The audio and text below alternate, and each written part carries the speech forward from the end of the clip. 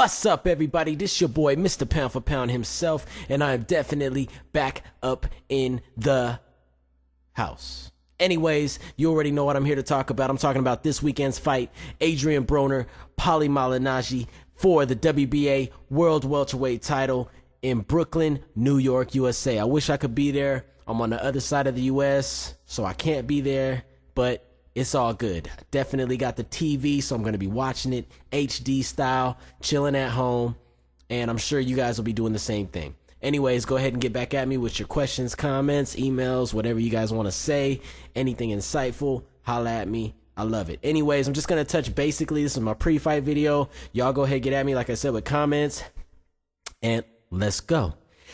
Anyway, so I'm going to touch on this fight. We've been waiting for this fight for a long time. Looks like things are getting heated. These guys don't like each other. I mean, egos. I already knew this was going to happen. The ego clash was going to happen.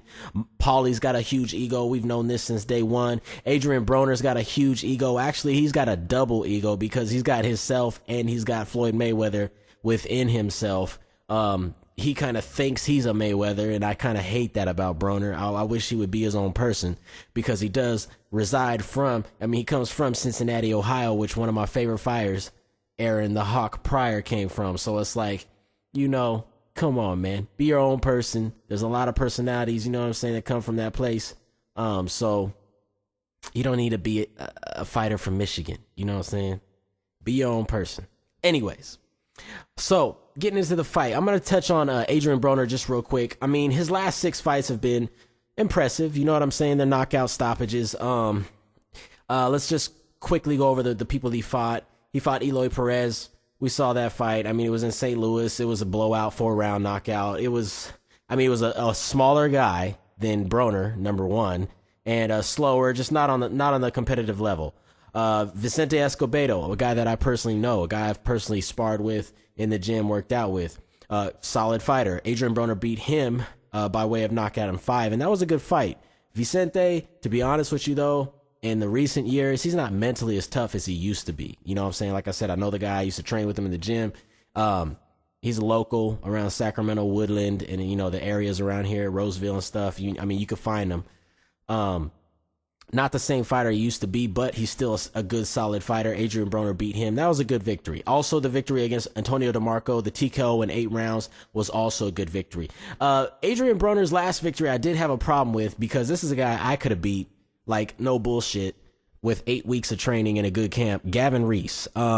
This guy I had a problem with. He had a padded record of 37-1. He was just a guy to make Broner look good, and ironically, he didn't make Broner look good. He made Broner look a little bad, but he made Broner look good because Broner still got the end result that everyone expected. The guy was small, he had no power, and he was very hittable. Someone that, a person like Adrien Broner with the mouth that he has and the ego that he has, it shouldn't have took him 5 rounds, to get that stoppage there. He did knock him down at 4 and 5. The corner stopped the fight, but still, that's the type of fight you erase a guy in like 1 or 2 rounds. You make a statement, and that's it. I personally thought that Broner took a way too many punches that he should have against a smaller Gavin Reese. You could say that he was being cocky. You could say that, he had control of the fight. He was just doing it for the TV and the media. Because if that was me, hey, people come to see me, you could beat the guy before you even step in the ring with him. You do definitely want to give the crowd a show. It's not all about just going out there and knocking the guy out.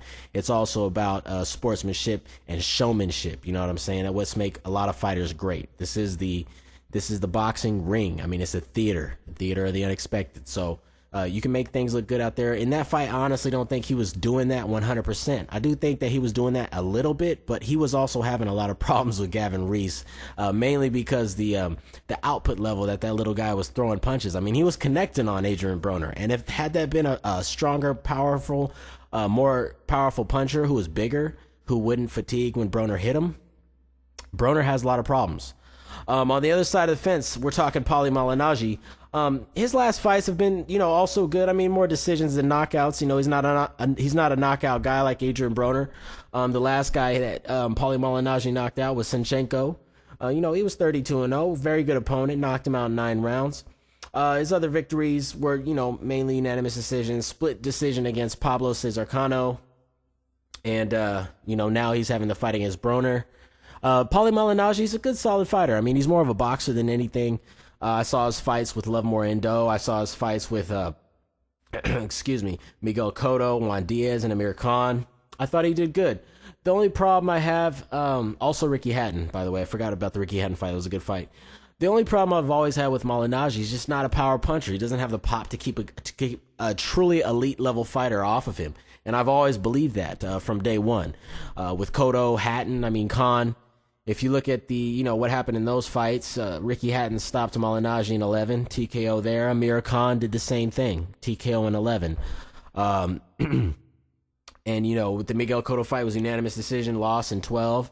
And he also lost to Juan Diaz, unanimous decision in 12. So, Paulie Malignaggi, to me, good boxer, slick, quick. He's good for a show. If you need to get a show together, you need a guy on there that has a good name, a good following. You put Malignaggi on there. But as far as firepower, I don't see it. And pure boxing skill, I don't see that either. I don't see him being good to the point where he should just wipe Broner off the map and beat him. Given that Broner is jumping up a weight class and a half or 2 weight classes, however you guys want to look at it, there is definitely going to be the weight issue. Malignaggi is going to be the bigger, stronger guy, we assume.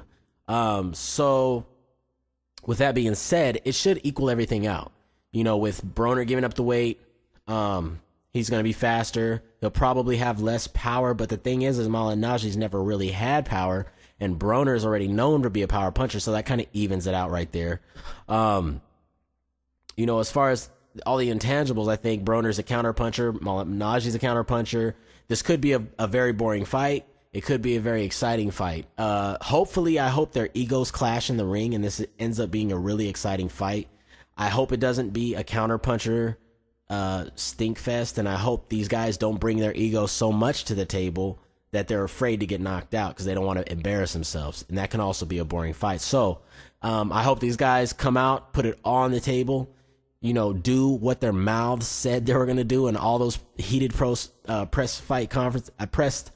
conference melees and fights that you have seen.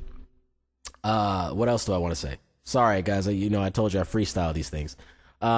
We just want to make sure that after all the talk that these guys actually put up, because I don't want to watch this on Saturday and be bored. So definitely, I definitely expect a good fight. What do I honestly see? I see a Broner victory. How it comes, I don't know. I'm going to go with a stoppage for Broner. Very possible it could go the other way with a boxing match from Malignaggi. If Malignaggi sticks to a game plan, uses his size and speed, and tries to box it out.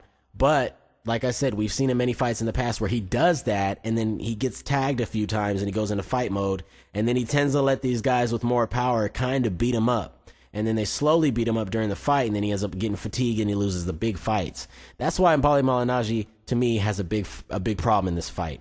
My prediction for this fight, Adrien Broner by stoppage. If not the stoppage, it'll be a decision. I'm not going to say split or unanimous because I'm not that psychic. And anyways, guys, you guys have a good one. Go ahead, get at me. Adrien Broner should get the victory this weekend. All right, Mr. Pound for Pound, signing off. Peace.